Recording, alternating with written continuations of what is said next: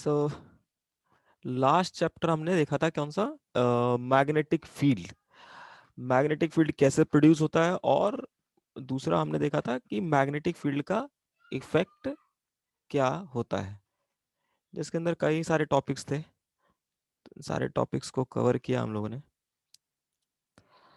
तो आज जो है हम पढ़ेंगे मैग्नेटिक प्रॉपर्टी ऑफ मटेरियल, और यू कैन से मैग्नेट के बारे में, मैग्नेट के बारे में। और जो भी दुनिया में बहुत टाइप के मटेरियल्स हैं हमारे पास, जैसे आयरन है, कॉपर है, एल्युमिनियम है, ठीक है। सर हाँ सर मुझे ना एक चीज में डाउट है। बोलो। सर ये थ्योरी वगैरह ओके, सो तो देखो, अभी जो मैं अब थ्योरी जो पढ़ाऊंगा वो भी देखना पीछे से ही कोरिलेट करके पढ़ाऊंगा, ठीक है। तो कोरिलेशन चलता है यहाँ पर, कोरिलेशन चल रहा है कि पिछला नहीं भूलना है, पिछले जो भी पढ़ा है उसको हमेशा रिकैप करते रहना है, पढ़ते रहना है। ये तो फिर नहीं होगा क्वेश्चन सब। Okay, so magnetic property of material we are going to discuss. जैसे कि हमने इलेक्ट्रोस्टैट पढ़ा, उसके बाद जब हमने करंट इलेक्ट्रिसिटी पढ़ा, तो उसके बाद हमने जो इलेक्ट्रिकल प्रॉपर्टी थी मटेरियल की वो डिस्कस की थी। जैसे रजिस्टिविटी पढ़ा हमने, कंडक्टिविटी पढ़ा, ठीक है। So these are what, this is a property of material. For different type of material we have different kind of resistivity and what conductivity means the property of electrical property of a material depend upon internal structure of the material। internal structure कोई भी property है, you know that in chemistry, ये सब कुछ chemistry में पढ़ते हैं कि if you want to know the property of material, so you have to know the internal structure of the material. But मैं यहाँ पे इतना ज्यादा डेप्थ में इंटरनल स्ट्रक्चर डील नहीं करूंगा मैं, क्योंकि मैं केमिस्ट्री में नहीं पढ़ा रहा। तो सिंपल में हम बेसिक चीजें देखेंगे।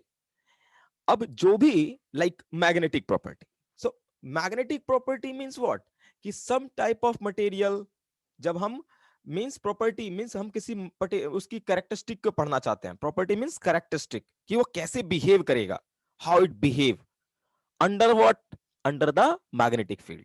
जैसे कि हमारे पास कोई अगर मटेरियल जैसे मेटल था, तो अगर मेटल को हम लोग इलेक्ट्रिक फील्ड में रखते थे तो वो कैसे बिहेव करता था, हमने देखा था। अगर कोई नॉन कंडक्टर रखते थे तो कैसे बिहेव करता था, ये हमने देखा था। पोलराइजेशन वगैरह देखा था कि पोलराइजेशन क्या होता है।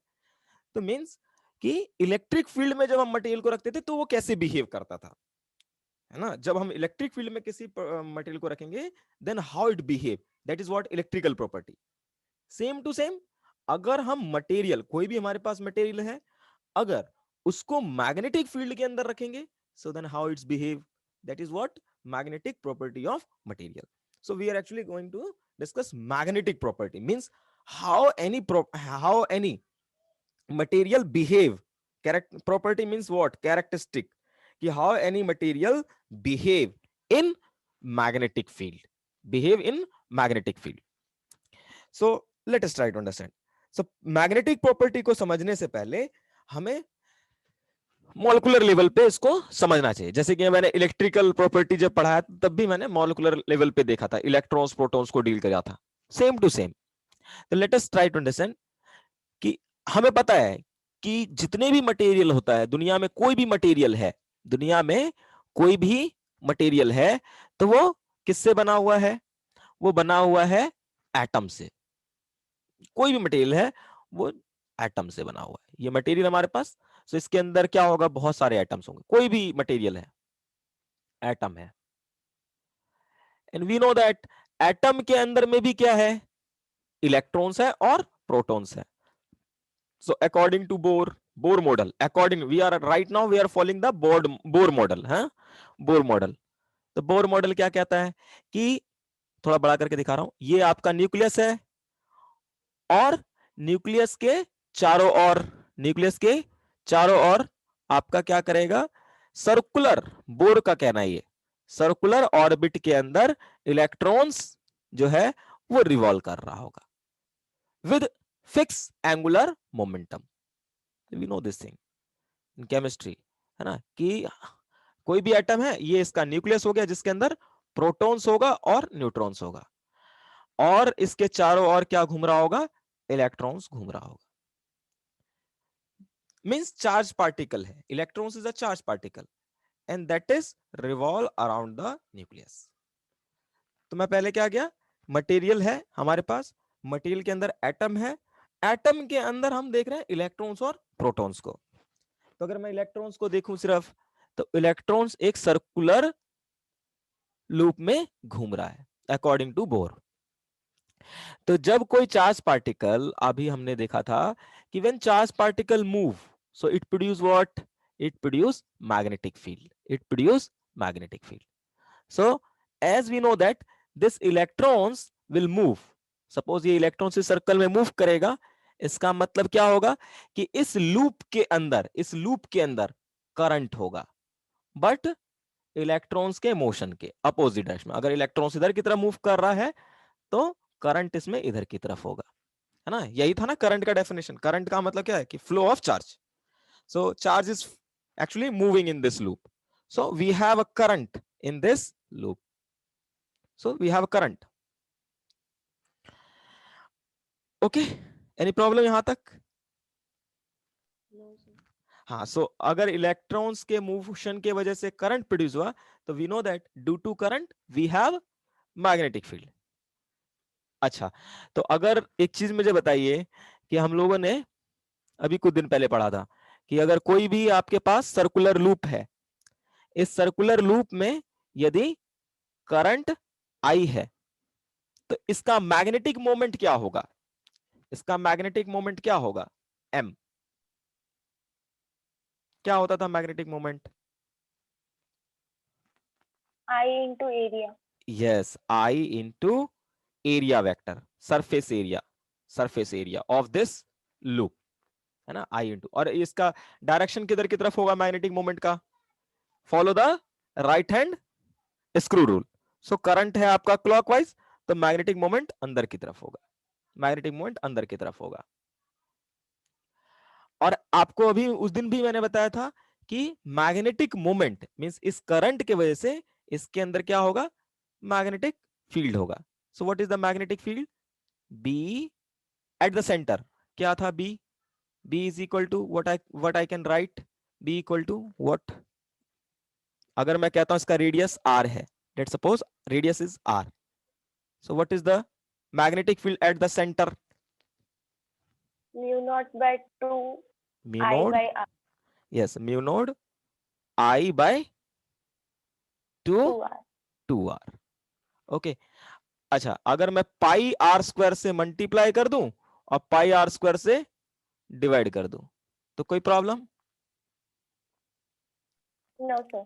अच्छा, करंट इनटू एरिया, ये हो गया magnetic moment upon upon 2 pi R square. Means अगर मैग्नेटिक मोमेंट है तो मैग्नेटिक फील्ड है।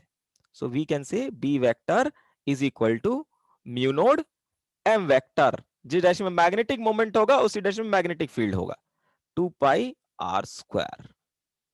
So what we learn this thing कि यदि आपके पास इलेक्ट्रॉन्स है, अगर इलेक्ट्रॉन सर्कुलर ऑर्बिट में घूम रहा है, तो इसका मतलब इसमें इस लूप के अंदर करंट होगा, और इस लूप के अंदर करंट होने की वजह से इसका मैग्नेटिक मोमेंट होगा, और मैग्नेटिक मोमेंट की वजह से ये जो लूप है, ये जो इलेक्ट्रॉन्स के मोशन की वजह से जो इलेक्ट्रिक फील्ड प्रोड्यूस होगा, that is mu naught M upon 2 pi R square.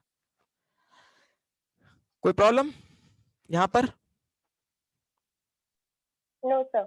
Yes, so this is the magnetic field produced by one electrons, this is electron produced by one electrons।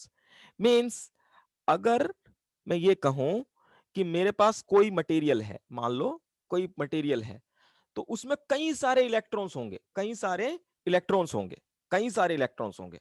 so the all electrons actually move into circle, so that all electrons motion, due to motion of electrons, what happen, electrons produce magnetic field, magnetic field means अंदर में क्या होगा, और you can से magnetic moment produce कर रहा होगा। मान लेते हैं ये एक लूप है जिसके अंदर एक इलेक्ट्रॉन्स मूव कर रहा है।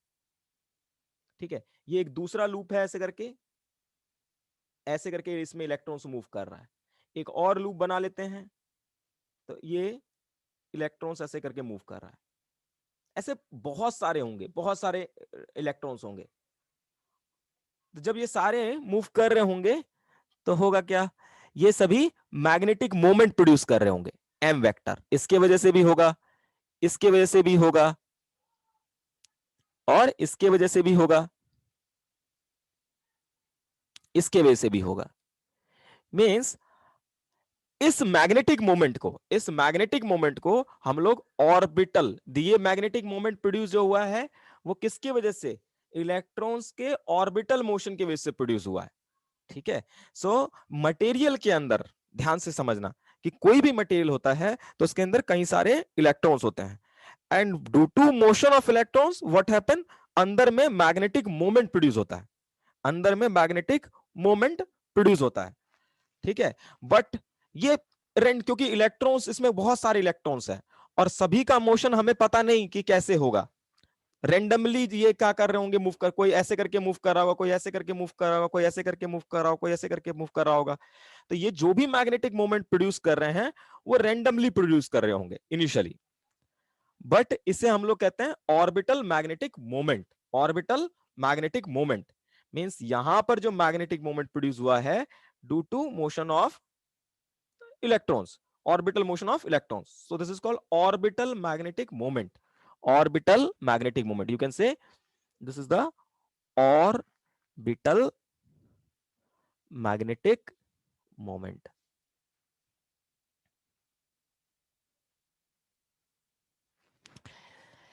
Same to same. अब यहां पे सोचिए कि एक चीज और होता है कि ये जो आपको न्यूक्लियस दिख रहा है, ये हाँ, एक तो न्यूक्लियस पे जाने से पहले एक तो इलेक्ट्रॉन्स इसके चारों ओर घूम रहा होता है। अब बाद में यह पता किया गया कि इलेक्ट्रॉन्स अपने एक्सिस के ऊपर क्या करता है, एक्सिस के ऊपर भी स्पिन करता है, एक्सिस के ऊपर भी स्पिन करेगा। ठीक है, इलेक्ट्रॉन जो है अपने एक्सिस के ऊपर भी स्पिन करेगा, एक तो सर्कुलर इससे चारों ओर घूम रहा होगा, एक अपने एक्सिस के ऊपर स्पिन कर रहा होगा। मींस अगेन चार्ज पार्टिकल क्या कर रहा है, एक सर्कुलर मोशन कर रहा है, but about its axis, it's called spin axis. So इस स्पिन मोशन की वजह से भी क्या होगा, एक मैग्नेटिक मोमेंट प्रोड्यूस होगा, इसके वजह से भी क्या होगा, एक मैग्नेटिक मोमेंट प्रोड्यूस होगा, जिसे हम लोग कहते कहेंगे एम स्पिन। क्या कहेंगे, M, magnetic moment due to, this is the magnetic moment, magnetic moment due to spin of electrons और at own axis. Okay, so एक तो हो गया सर्कुलर मोशन कर रहा, उसकी वजह से मैग्नेटिक मोमेंट प्रोड्यूस हुआ, एक इसके अपने के वजह से, अपने एक्सिस के ऊपर स्पिन करने की वजह से हुआ। एक और चीज, ये जो न्यूक्लियस होता है ना, ये रेस्ट में नहीं होता, कोई भी एटम का न्यूक्लियर रेस्ट में नहीं होता, ये बहुत इंपॉर्टेंट बात है। इलेक्ट्रॉन्स का जो तुम्हारा ये न्यूक्लियस है वो रेस्ट में नहीं होगा, बट हाँ इसका जो वेलोसिटी या एंगुलर वेलोसिटी जो होगा वो इलेक्ट्रॉन्स के कंपेयर में बहुत कम होता है, तो हम इसके रिस्पेक्ट में इसको कहते हैं ये स्टेशनरी है, but in reality this is not in a rest, it also spin at on axis, जिसे हम लोग न्यूक्लियर स्पिन कहते हैं, न्यूक्लियर स्पिन कहते हैं।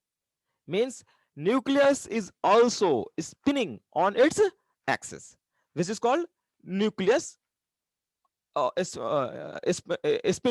nuclear spin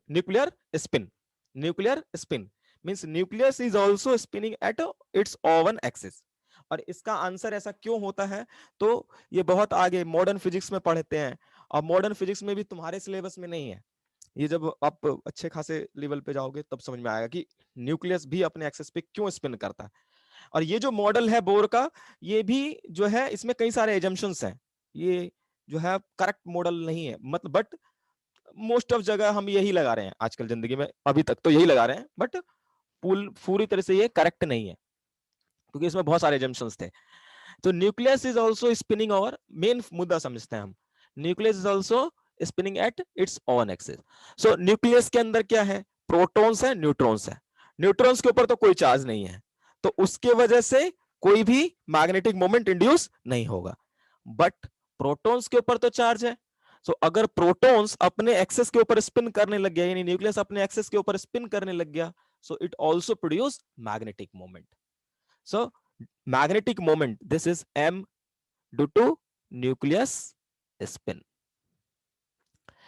तो अगर मैं कहूं कि एक एटम कितना मैग्नेटिक मोमेंट प्रोड्यूस कर रहा होगा, so magnetic moment produce by atom, this is equal to what, magnetic moment due to orbital motion plus magnetic moment due to spin और plus magnetic moment due to nuclear spin. और ये ध्यान रखना है कि this all are the vector quantity. So अगर किसी भी एटम का, मुझे इसे मैं कैपिटल एम से डिनोट करूंगा हमेशा, तो ये क्या बता रहा है, एटम का मैग्नेटिक मोमेंट, एटम का मैग्नेटिक मोमेंट मींस जितने भी मटेरियल्स होते हैं हमें पता है वो किससे बने होते हैं, एटम से बने होते हैं। So each atoms have some magnetic moment, but these all atoms produce magnetic moments is actually oriented randomly oriented होता है, ठीक है। so if you find out the net magnetic moment, अगर मैं ये एक मटेरियल लेता हूं, कुछ भी हो सकता है, organic material, inorganic material, metal, non metal, whatever you want to take, you can take. So हर एक एटम मैग्नेटिक मोमेंट प्रोड्यूस करता है, लाइक पोलराइजेशन है, simple, but these all are randomly oriented initially. So the net magnetic moment, you can say the net magnetic moment, net magnetic moment, net magnetic moment, net magnetic moment, net magnetic moment inside means all atom are produce magnetic field, but net magnetic moment is zero, so the net magnetic field inside the material is zero. So net magnetic moment inside the material is zero, means if we have any material, so it have no magnetic moment or no magnetic field, its own magnet, इसका खुद का कोई magnetic field शुरुआत में नहीं होगा। and means what we do, actually हमारे पास ये एक तो मैंने एक छोटा सा पोर्शन दिखाया है, मटेरियल का एक छोटा सा पोर्शन दिखाया है, बट अगर आप देखोगे तो मटेरियल हमारे पास बहुत बड़ा होता है, और ऐसे मैं छोटे छोटे कई सारे पार्ट्स बना सकता हूं, ऐसे मैं मटेरियल के अंदर छोटे छोटे कई सारे पार्ट्स बना सकता हूं, ऐसे करके यही वाला पार्ट मैं बहुत सारे बना सकता हूं, इसे हम लोग कहते हैं डोमेन, इसे कहते हैं हम लोग डोमेन, दिस कॉल्ड डोमेन। मतलब मैंने, हमारे पास ये मटेरियल था, इसको मैंने क्या कर दिया, कई सारे ग्रुप में बांट दिया, ऐसे इसके अंदर मैग्नेटिक मोमेंट ऐसे करके होगा। सो दिस इज व्हाट डोमेन। और इनिशियली हर एक डोमेन में नेट मैग्नेटिक मोमेंट क्या आएगा, जीरो आएगा। So that's domain is called version domain, ठीक है, that is called version domain. So initially if you have any material, so in a material we have lot of domains, ठीक है। Domains का मतलब क्या है कि उस एक पर्टिकुलर डोमेन के अंदर कई सारे एटम्स होंगे, and it have and every atom produce magnetic moment, but the net magnetic moment is zero, initially no magnetic moment, कोई भी मटेरियल के अंदर कोई भी मैग्नेटिक फील्ड इनिशियली नहीं होता। So that's why this type of domain is called version domain. Any problem? No, sir. No. Yes. तो ये चीजें हमने पढ़ी। बट तो ये हो गया आपका प्रॉब्लम। बट अगर मान लेते हैं कि यही इसी मटेरियल को, ये जो मटेरियल हमारे पास है, मान लो हमारे पास आयरन है, let suppose we have iron, let suppose हमारे पास आयरन है, so what we do, let suppose हमारे पास आयरन है, एंड नाउ दिस, मैं ये आयरन को क्या करता हूं, एक्सटर्नल मैग्नेटिक फील्ड के अंदर, किसके अंदर, एक्सटर्नल मैग्नेटिक फील्ड के अंदर प्लेस कर देता हूं, B external, B external, external magnetic field के अंदर प्लेस कर देता हूं। सो व्हाट हैपन, क्या हो सकता है, कोई मुझे बताएगा क्या होगा फिर मटेरियल के अंदर? डोमेन जो है वो जितने भी अंदर इलेक्ट्रॉन है वो उसकी डायरेक्शन में हो जाएंगे, इलेक्ट्रिक फील्ड, मैग्नेटिक फील्ड की। Okay okay okay okay, let's suppose we have, suppose that हमारे पास ये एक मैं थोड़ा सा इसको एक एक एग्जांपल, जैसे मैंने कहा कि मेरे पास एक लूप है ना, ये लूप है, इसके अंदर इलेक्ट्रॉन्स इस डायरेक्शन में मूव कर रहा है, तो करंट इसमें इधर की तरफ होगा, नो प्रॉब्लम, मींस इसका मैग्नेटिक मोमेंट जो होगा वो इधर की तरफ होगा, मैग्नेटिक मोमेंट इधर की तरफ होगा। ओके, मैं न्यूक्लियर स्पिन को और इसको क्या कहते हैं, जो इलेक्ट्रॉन्स का जो स्पिन है उसके वजह से जो मैग्नेटिक मोमेंट प्रोड्यूस होता है वो एक्चुअली बहुत कम होता है, ये नोट है पॉइंट यहां पर, ये देखिए, ये जो होता है ना ये बहुत कम होता है, this is very small, very small, very small as compare to m orbital, so we can neglect them, हम इसे नेग्लेक्ट कर देते हैं। ओके, सो अगर हम देखें ये हमारे पास एक इलेक्ट्रॉन्स है और ये सर्कुलर लूप में मोशन में है, तो इसकी वजह से मैग्नेटिक मोमेंट जो प्रोड्यूस होगा वो m होगा। अब अगर इसी लूप को, इसी लूप, एक ही लूप को, मैं अभी एक की बात कर रहा हूं, अगर मैं इसको एक्सटर्नल मैग्नेटिक फील्ड में प्रोड्यूस रख देता हूं तो क्या होगा, सिर्फ एक को रखूं तो क्या होगा, मैंने एक्सटर्नल मैग्नेटिक फील्ड के अंदर रख दिया इसको, तो क्या होगा इसके साथ, इस लूप के साथ? टॉर्क लगेगा। यस एग्जैक्टली, इसे मैंने रख दिया जैसे, तो इसके इस लूप के ऊपर टॉर्क लगना स्टार्ट हो जाएगा, है ना, टॉर्क लगेगा, क्योंकि ये क्लोज लूप है। क्लोज लूप को यदि हम यूनिफॉर्म मैग्नेटिक फील्ड के अंदर रखते हैं, तो मैंने आपको बताया था कि उसके ऊपर नेट फोर्स 0 होता है बट नेट टॉर्क 0 नहीं होता। ओके, तो टॉर्क इक्वल टू क्या होता है, torque equal to, that is equal to what, magnetic torque equal to क्या होता है?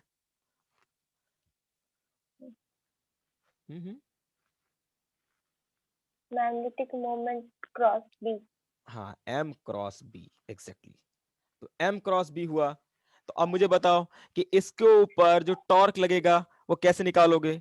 First your foot put your all finger on along the m vector, है ना, रख दिया सारा, और b की तरफ घुमाएंगे, b की तरफ घुमाएंगे, है ना, m की तरफ रखो और b की तरफ घुमाओ, तो ये कुछ ऐसे करके रोटेट होना चाहेगा, ये कुछ ऐसे करके रोटेट होना चाहेगा, ये ऐसे बन जाएगा, एकदम से ऐसे हो जाएगा, ये लूप ऐसे हो जाएगा, पहले ऐसे था बट जैसे एक्सटर्नल मैग्नेटिक फील्ड में रखोगे तो ये लूप कुछ ऐसे हो जाएगा, करेक्ट?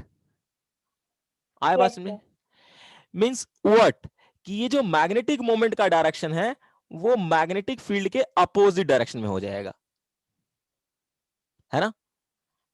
इनिशियली इधर की तरफ था, ये लूप ऐसे करके था, बट जैसे ही मैग्नेटिक फील्ड के अंदर रखा तो इसके ऊपर लगा टॉर्क, इसके ऊपर लगा टॉर्क, मैग्नेटिक टॉर्क, जिसकी वजह से ये क्या करेगा, रोटेट कर जाएगा, और रोटेट होने के बाद, रोटेट होने के बाद, रोटेट होने के बाद, रोटेट होने के बाद वो कुछ इस तरह से हो जाएगा कि मैग्नेटिक फील्ड और मैग्नेटिक मोमेंट में एंगल क्या हो गया, 0, नहीं सॉरी 180 डिग्री, 180 डिग्री। जैसे इस पोजीशन पे जाएगा है ना, इस पोजीशन पे जाएगा। तो अब इसके ऊपर मैग्नेटिक मोमेंट लगे, अब इस पे टॉर्क लगेगा, अब टॉर्क लग सकता है इसके ऊपर? नहीं।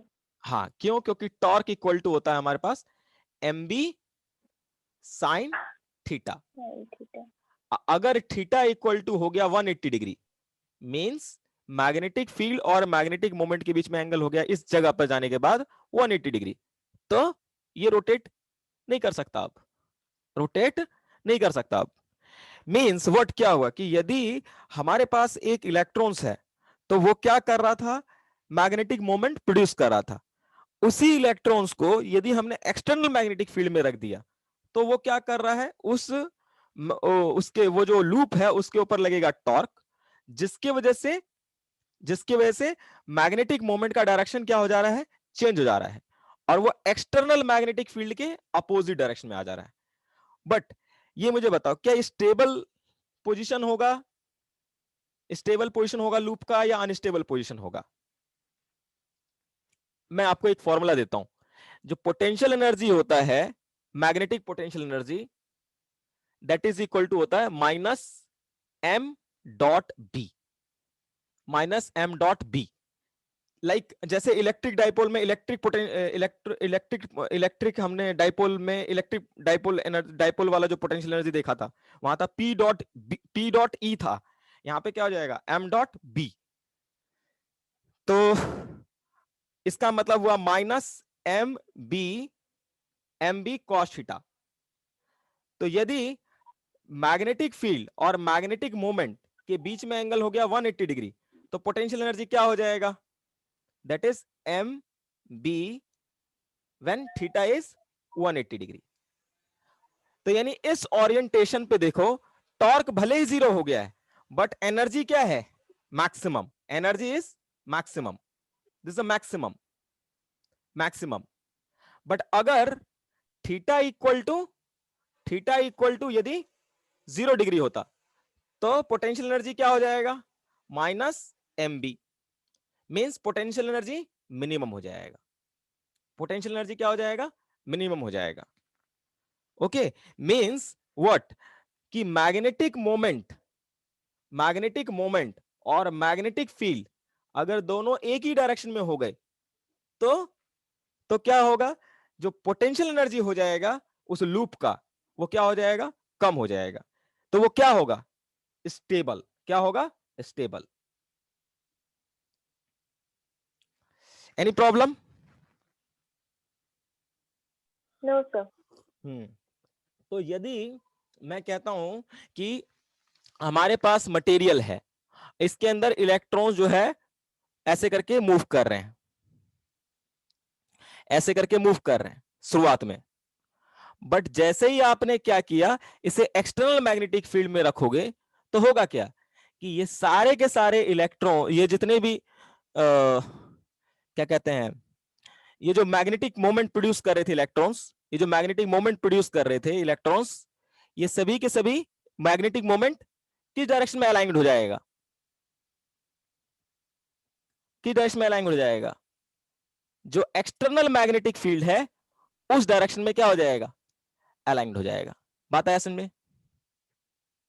मींस इलेक्ट्रॉन्स यस की सर। वजह से जो मैग्नेटिक मोमेंट प्रोड्यूस हो रहा है वो सभी के सभी एक्सटर्नल मैग्नेटिक फील्ड के डायरेक्शन में अलाइंड हो जाएगा। ये इलेक्ट्रॉन्स के वजह से प्रोड्यूस हुआ मैग्नेटिक मोमेंट है, इलेक्ट्रॉन्स के वजह से प्रोड्यूस, अंदर में जो बना रहा हूं, इलेक्ट्रॉन्स के वजह से प्रोड्यूस होने वाला मैग्नेटिक मोमेंट है। ये सभी के सभी एक ही डायरेक्शन में अलाइन हो जाएंगे। रीजन क्या है एक डायरेक्शन में अलाइन होने का, क्योंकि एक डायरेक्शन में जब अलाइंड होगा तब उसका पोटेंशियल एनर्जी क्या होगा, उन सभी लूप का मिनिमम होगा। और ये अलाइंड क्यों हो रहे हैं, क्योंकि हर एक लूप के ऊपर क्या करेगा, एक मैग्नेटिक टॉर्क लगेगा। तो बात को समझिए, मैंने कहा कि हमारे पास हमें स्टडी करनी है मैग्नेटिक प्रॉपर्टी ऑफ मटेरियल। अब ये पूरे कॉन्सेप्ट पे ही सारा है खेल, कि यदि मैं कहता हूं कि अगर हमें मैग्नेटिक प्रॉपर्टी ऑफ मटेरियल पढ़ना है तो इसका मतलब हमें यह देखना है कि अगर किसी भी मटेरियल को मैग्नेटिक फील्ड में रखेंगे तो क्या होगा। उसको समझने के लिए हम मॉलिक्यूलर लेवल पे जा रहे हैं कि हमें पता है कि हर एक एटम्स के अंदर इलेक्ट्रॉन्स होते हैं and that all electrons are revolve. Electrons के मोशन की वजह से करंट होगा, उस करंट की वजह से उसका खुद का मैग्नेटिक मोमेंट होगा, और दूसरे वर्ड में कह सकते हैं कि वो सभी इलेक्ट्रॉन्स मैग्नेटिक फील्ड प्रोड्यूस कर रहे होंगे, जिसे हम लोग इंटरनल मैग्नेटिक फील्ड कह सकते हैं कि अंदर में कर रहे होंगे। तो जब हमने इसे एक्सटर्नल मैग्नेटिक फील्ड में मटेरियल को नहीं रखा था, जब एक्सटर्नल मैग्नेटिक फील्ड में नहीं रखा था, तो नेट मैग्नेटिक मोमेंट क्या था मटेरियल के अंदर? जीरो था। नेट मैग्नेटिक मोमेंट मटेरियल के अंदर क्या था? जीरो था। मींस अंदर में कोई भी मैग्नेटिक फील्ड नहीं था शुरुआत में, है ना। बट जैसे ही हमने इसे एक्सटर्नल मैग्नेटिक फील्ड में रखा, एक्सटर्नल मैग्नेटिक फील्ड में रखा, तो होगा क्या उस मटेरियल के अंदर? उस मटेरियल के अंदर जो भी इलेक्ट्रॉन्स हैं और वो जो लूप में घूम रहे हैं, वो सभी एक लूप में घूम रहे होंगे। उन लूप के ऊपर मैग्नेटिक टॉर्क लगना स्टार्ट हुआ, और उस मैग्नेटिक टॉर्क की वजह से उसका अलाइनमेंट, जो लूप का अलाइनमेंट है, लूप का जो अलाइनमेंट है, मींस ओरिएंटेशन जो है, वो ओरिएंटेशन क्या हो गया? चेंज हो गया। और वो किस तरह से चेंज हुआ कि मैग्नेटिक, जो एक्सटर्नल मैग्नेटिक फील्ड है, उस डायरेक्शन में वो सारे के सारे लूप क्या हो गए? अलाइंड हो गए। क्यों हुए उस डायरेक्शन में? क्योंकि उस डायरेक्शन में पोटेंशियल एनर्जी जो होगा हर एक लूप का, वो कम होगा। मींस मटेरियल को यदि हम मैग्नेटिक फील्ड के अंदर रखते हैं, कोई भी मटेरियल हमारे पास है, तो उसके अंदर में अब देख सकते हैं नेट मैग्नेटिक मोमेंट जीरो नहीं होगा। मींस हम अगर एक्सटर्नल मैग्नेटिक फील्ड के अंदर किसी भी किसी भी किसी भी मटेरियल को रखेंगे, तो उसके अंदर क्या होगा? Net magnetic dipole movement, net magnetic dipole movement induced होगा, लाइक इलेक्ट्रिक डाइपोल मूवमेंट। जब हमारे पास कोई भी इंसुलेटर था, या फिर हमारे पास कोई भी डाइलेक्ट्रिक मटेरियल था, तो हम जब एक्सटर्नल इलेक्ट्रिक फील्ड के अंदर उसे रखते थे, तो अंदर में क्या होता था? एक नेट इलेक्ट्रिक डाइपोल प्रोड्यूस होता था। सेम टू सेम यहां पर हो रहा है कि एक्सटर्नल मैग्नेटिक फील्ड में जब हम मटेरियल को रखेंगे, तो उसके अंदर मैग्नेटिक फील्ड, और यू कैन से नेट मैग्नेटिक मोमेंट इंड्यूस होगा, नेट मैग्नेटिक मोमेंट इंड्यूस होगा, जिसे हम लोग क्या कहते हैं? नेट मैग्नेटिक मोमेंट इंड्यूस होगा, तो उसे हम लोग कहते हैं magnetic intensity, magnetic intensity. Is it fine? Yes sir. Yes. तो हाँ, मैग्नेटिक इंटेंसिटी। तो अब मैग्नेटिक इंटेंसिटी होता क्या है? देखिए, अभी मैं इसको थोड़ा सा और आगे देखते हैं कि हमारे पास जो मटेरियल है, इसका, ये मान लो हमारे पास मटेरियल है, हमारे पास मटेरियल है, तो मटेरियल होगा तो इसका वॉल्यूम होगा, इस मटेरियल का कुछ वॉल्यूम होगा। We stand for volume of material, volume of domain कह सकते हो या मटेरियल कह सकते हो। मैं डोमेन कहता हूं, सबसे इंपॉर्टेंट चीज है, ठीक है, डोमेन कह लेते हैं, वॉल्यूम ऑफ डोमेन। तो जैसे हम इसे एक्सटर्नल मैग्नेटिक फील्ड के अंदर रख रहे हैं, तो बी एक्सटर्नल के अंदर, तो इसके अंदर मैग्नेटिक मोमेंट इंड्यूस्ड हो रहा है।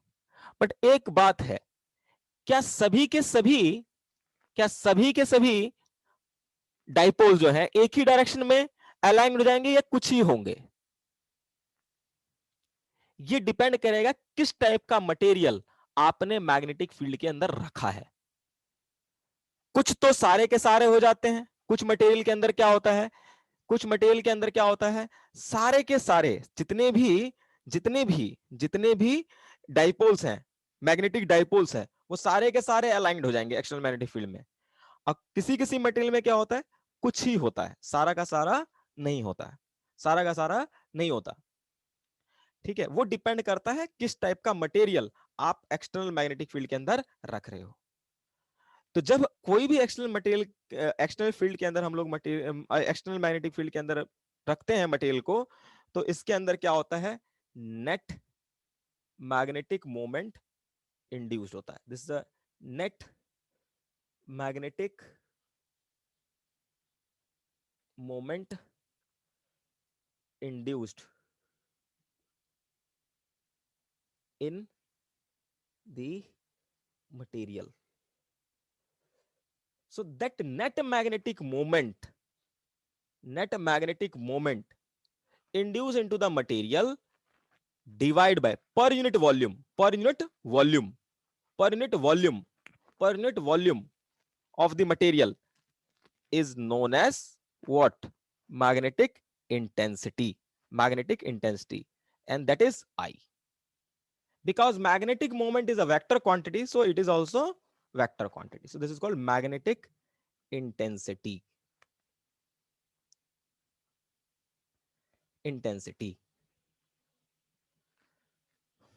So this is very important.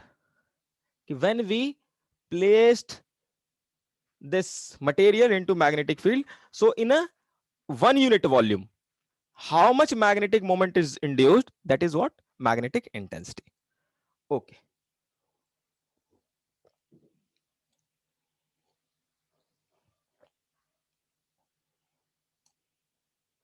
Now try to correlate with this relation. I'm going to develop a one relation. Okay, tell me one thing.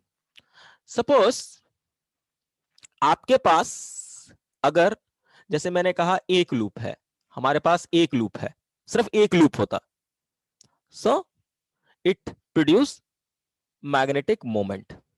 एक लूप, इसके अंदर करंट आई है. बट ऐसे कई सारे लूप हैं, ऐसे कई सारे लूप हैं, ऐसे कई सारे लूप हैं, ऐसे कई सारे लूप हैं, कई सारे लूप हैं, कई सारे लूप हैं, है ना, क्योंकि बहुत सारे इलेक्ट्रॉन्स इसके अंदर, बहुत सारे इलेक्ट्रॉन्स हैं. सो हमारे पास कई सारे लूप हैं ऐसे करके. तो अगर ये सारे के सारे लूप एक ही डायरेक्शन में अलाइंड हो गए, तो सभी के वजह से मैग्नेटिक मोमेंट जो प्रोड्यूस हो रहा है वो एक ही डायरेक्शन में हो गया. Okay, so you can see this is behave like what? This is behave like what? Solenoid. Solenoid. Okay, this is behave like a solenoid, है ना, जिसमें कई सारे लूप होते हैं, जिसके अंदर कई सारे लूप होते हैं, और सभी लूप के अंदर क्या हो रहा होता है? करंट फ्लो कर रहा होता है. सभी लूप के अंदर करंट फ्लो कर रहा होता है. सभी लूप के अंदर करंट फ्लो कर रहा होता है. तो वी नो दैट, जैसे अगर मैं यहां पे समझूं कि ये सारे के सारे लूप जो एक ही डायरेक्शन में अलाइंड है और पैरेलल है, so this all form what? One solenoid. इस तरह से दूसरा एक लाइन, फिर तीसरा लाइन, चौथा लाइन, इस तरह से कई सारे लाइंस होंगे. बट ये सभी के सभी क्या कर रहे होंगे? एक सोलेनॉइड की तरह बिहेव कर रहे होंगे. That's all behave like a solenoid, because एक ही कई सारे लूप्स पैरेलल हैं और एक ही डायरेक्शन में अलाइंड हो गए. सो this is what? Your solenoid.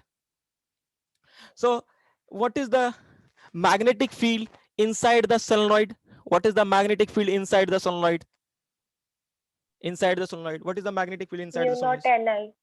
Yes, but this formula for infinite long solenoid. Infinite. Yes, mu naught into n into I. What is this n? Small n क्या था?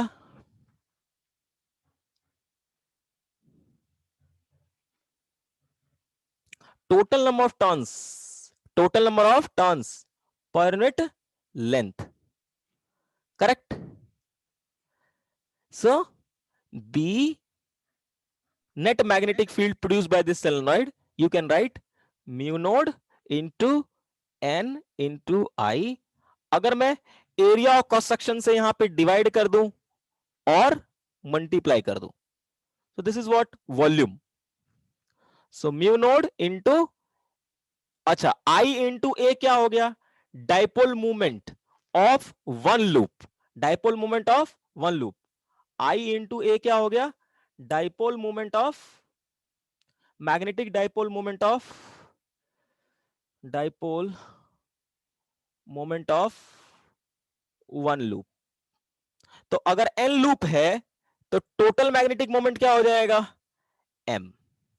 This is net magnetic dipole movement divide by a into L. What is this? Volume of this solenoid. So the net magnetic moment induced, net magnetic moment induced equal to, you can say this, means B vector divided by mu node is equal to what? M net divided by V. और अभी हमने देखा कि net magnetic moment पर unit volume net magnetic moment per unit volume is what? Intensity, magnetic intensity, magnetic intensity induced. ये जो magnetic moment induce हो रहा है वो मटेरियल के अंदर हो रहा है. So this is what B net means. मैं ये कह सकता हूं ये I magnetic intensity is equal to M net per unit volume is equal to net magnetic field inside और इंड्यूस्ड ये इंड्यूस्ड हुआ divide by mu naught. Mu naught means कि यदि हम किसी भी मटेरियल को एक्सटर्नल मैग्नेटिक फील्ड के अंदर रखते हैं तो उसके अंदर क्या होगा? मटेरियल के अंदर क्या होगा? नेट मैग्नेटिक फील्ड जो है वो इंड्यूस होगा. नेट मैग्नेटिक फील्ड जो है इंड्यूस होगा, अंदर में इंड्यूस होगा. कोई प्रॉब्लम यहां पर? Any doubt? No sir. Yes. Okay. अच्छा, तो अगर मैं अब यहां पर थोड़ा सा और समझने की कोशिश करें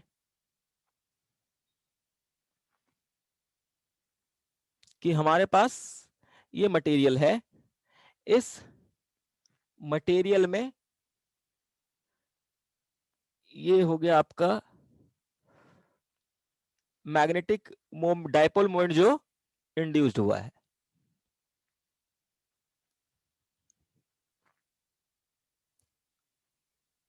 और जो एक्सटर्नल मैग्नेटिक फील्ड है वो इधर की तरफ है, बी एक्सटर्नल.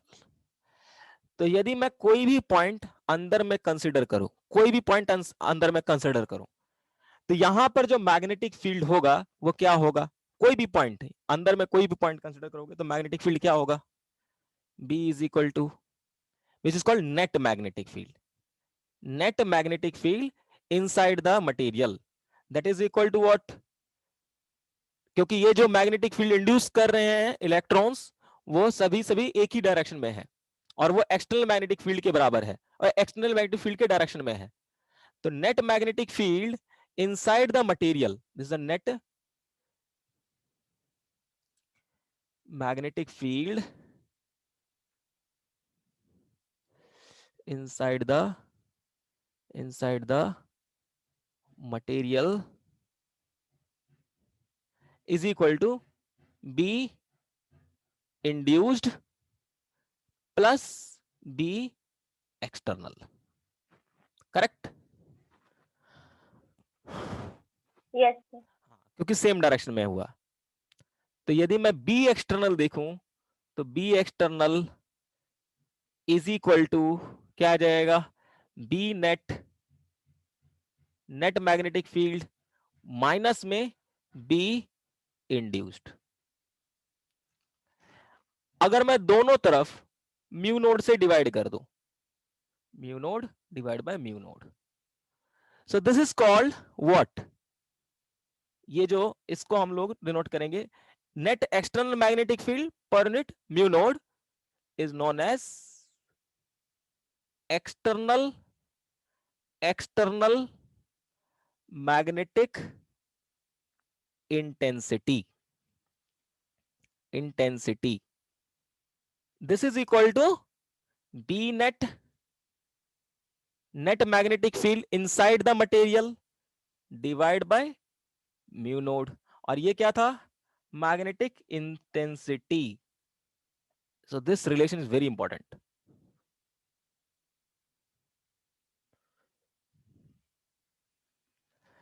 Okay. कि यदि हम जो बाहर में एक्सटर्नल मैग्नेटिक फील्ड लगा रहे हैं वो इक्वल टू होगा, वो जो इसकी जो इंटेंसिटी है वो बराबर होगा मैग्नेटिक फील्ड अंदर में जो नेट मैग्नेटिक फील्ड होगा माइनस में magnetic intensity. Okay? Yes sir. Yes. There's a one more thing that you have to be understand called magnetic susceptibility. Magnetic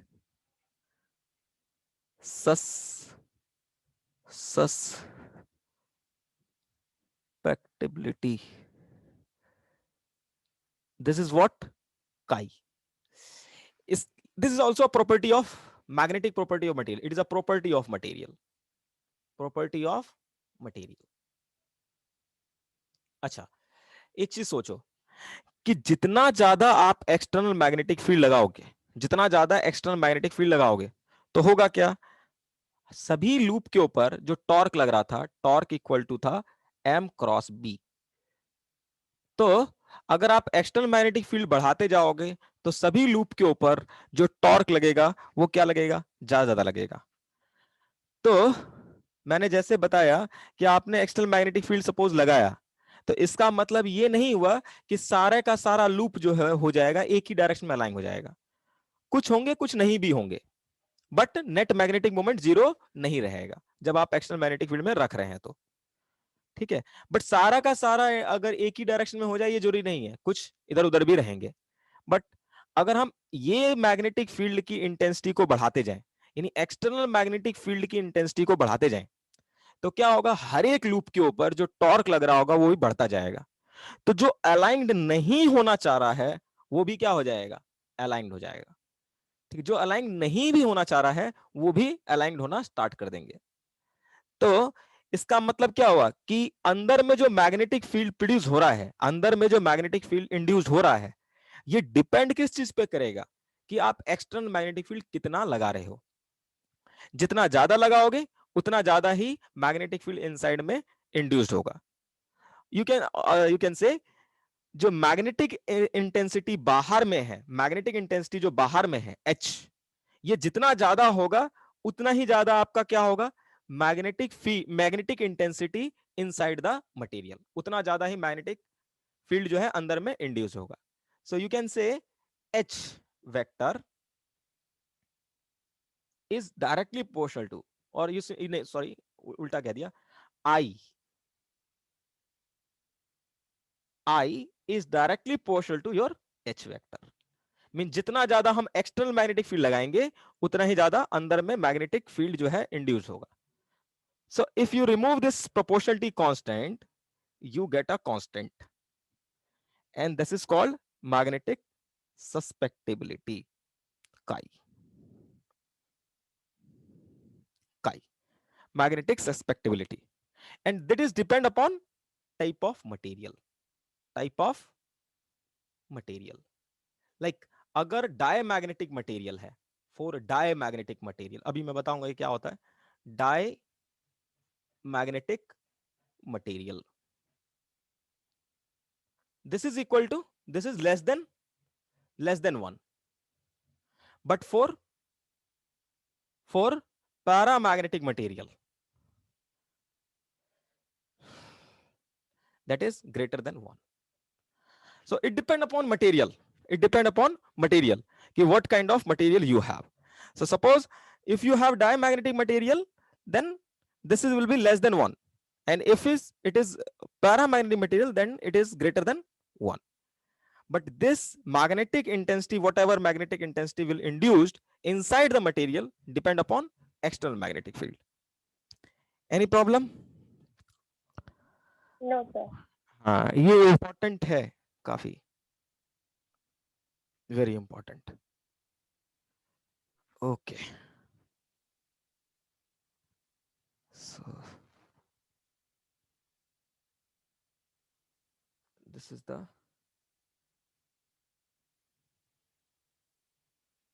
one thing।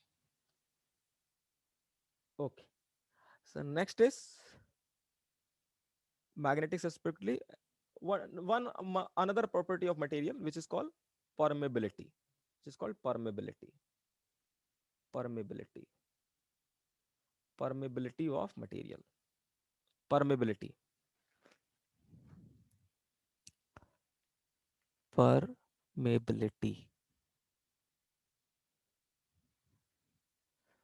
okay, what is the permeability? Okay, जैसे अभी हमने देखा कि किसी material के अंदर में जो नेट मैग्नेटिक फील्ड होगा वो आपका होगा B induced plus B external. Okay अगर मैं दोनों तरफ म्यू नोड से you can also say one thing, यहां से ये रिलेशन देखते हैं, ये वाला H vector is equal to जो था हमारे पास, एच वेक्टर जो था वो था B net divide by mu naught minus में बी आई। तो यहां से बी नेट हम कह सकते हैं, जो नेट मैग्नेटिक फील्ड होगा मटेरियल के अंदर, that is equal to H vector, sorry H vector plus I vector into में mu naught. What is the I vector? That is xi into H vector. तो हम ऐसे कह सकते हैं net magnetic field inside the material that is equal to mu naught chi, यहां पे आ जाएगा आई वेक्टर, आई वेक्टर के बदले आ जाएगा chi H vector plus H vector. तो ये आ जाएगा आपका mu naught 1 plus chi into H vector. So B net, net magnetic field inside the material क्या हो गया आपका? Mu naught. अच्छा, mu naught plus 1 plus chi, इसको हम लोग नया एक कांस्टेंट से रिप्लेस कर देते हैं, that is called mu R. Mu R. So material के अंदर जो मैग्नेटिक फील्ड प्रोड्यूस हो रहा है that is actually mu R into में H vector. Means net magnetic field inside the material is directly proportional to what? Your applied magnetic field. अच्छा, यहां पर ये जो म्यू आर है, म्यू आर इक्वल टू क्या है? म्यू नोड 1 प्लस काई. तो यहां से अगर देखें तो mu R by mu naught, ये जो मैग्नेटिक, ये जो परमेबिलिटी है इन फ्री स्पेस, मींस आपके पास एक्सटर्नल मैग्नेटिक फील्ड है, ये मैग्नेटिक फील्ड है, और यहां पर कुछ भी अवेलेबल नहीं है, यहां पे कुछ भी अवेलेबल नहीं है, तो ये हो गया फ्री स्पेस का. बट वहीं पर हम लोग एक्सटर्नल मैग्नेटिक फील्ड लगा रहे हैं, बट अभी क्या है, यहां पर मटेरियल प्रेजेंट है. तो this is for material when material is present. So mu R by mu naught equal to, you can say 1 plus काई, and this is what your magnetic suspect, oh sorry, permeability. It's called permeability. It's called permeability. Permeability. Permeability. Permeability. And it is, you can say also, because magnetic susceptibility is a property of material, so permeability is also property of magnetic property of material. So we have right now two property of material. One is magnetic susceptibility and also permeability. So these are two magnetic property of material. And how this property depend upon temperature, we will see in next class. Okay. કોઈ doubt? No, sir. Yes.